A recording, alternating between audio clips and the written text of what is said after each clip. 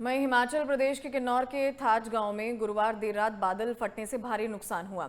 बादल फटने के बाद आई बाढ़ में 2 गाड़ियां और खेत बगीचे भी बह गए। लोग रात में ही घरों से भागकर सुरक्षित स्थानों पर चले गए। लैंडस्लाइड से कई घरों को खतरा पैदा हो गया। मौसम विभाग ने मानसून कमजोर पड़ने का पूर्वानुमान लगाया है, मगर अभी शिमला समेत प्रदेश के ज्यादातर भागों में मौसम खराब बना हुआ है।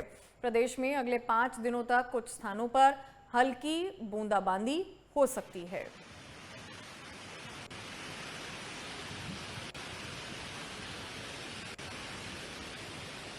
तो बादल फटने से कई घरों को नुकसान जरूर पहुंचा है। बाढ़ से थाच गांव में कई गाड़ियां पानी में बहती हुई नजर आई। मौके पर राहत बचाव का काम जो है वो जारी है। सो हिमाचल प्रदेश के किन्नौर में बादल फटने से काफ़ी ज़्यादा नुकसान हुआ है, क्योंकि लगातार पहाड़ी क्षेत्रों में भारी बारिश हो रही है, जिसका सीधा असर जो है वो देखने को मिल रहा है। लोगों के घर तबाह हो गए हैं और गाड़ियां भी पानी में बहती हुई नजर आई। सुनील परमार हमारे संवाददाता हमारे साथ जुड़ गए हैं। सुनील, क्या कुछ जानकारी है? किन्नौर में भी आपदा आई है और काफ़ी ज़्यादा नुकसान जताया जा रहा है।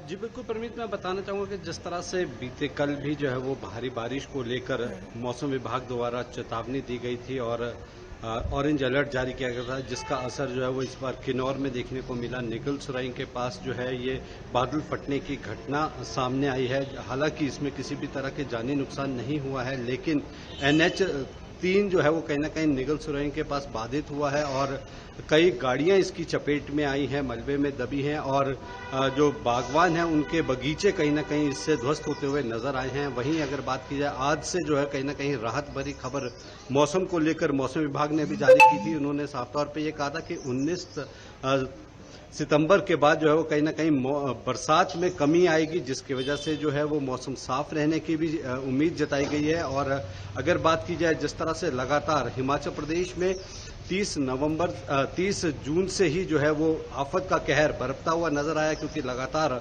मानसून के चलते बारिशों का जो असर है वो देखने को मिला है हिमाचल प्रदेश में। 2022-23 की बात की जाए, उस समय भी प्राकृतिक आपदा आई थी और जिसमें 10,000 करोड़ से ज्यादा का नुकसान हुआ था और उस समय भी काफी लोगों ने अपनी जानें गंवाई थी। अगर इस मानसून की बात की जाए तो अब तक जो है वो 424 लोगों ने इस मानसून में अपनी जान गंवाई है और 45 लोग अभी भी जो है वो कहीं ना कहीं लापता बताए जा रहे हैं और 5,000 करोड़ से ज्यादा का नुकसान जो है वो अभी तक आंका गया है राजस्व विभाग द्वारा। हालांकि दिन प्रतिदिन ये आंकड़ा जो है वो बढ़ता हुआ नजर आ रहा है, क्योंकि जिस तरह से प्राकृतिक आपदा के चलते भूस्खलन की घटनाएं सामने आ रही हैं, बादल फटने की घटनाएं सामने आ रही है और अगर सड़कों की बात की जाए तो यानी कि काफी ज्यादा नुकसान वहां पर भी हुआ है। सुनील, बहुत बहुत शुक्रिया जानकारी देने के लिए। शिमला में भी लैंडस्लाइड हुआ है और हिमाचल प्रदेश के किन्नौर में भी लैंडस्लाइड जो है देखा गया है। काफी ज्यादा नुकसान जताया जा रहा है, गांवों को नुकसान पहुंचा है, गाड़ियां पानी में बहती हुई नजर आ रही हैं और क्योंकि पहाड़ी क्षेत्रों में लगातार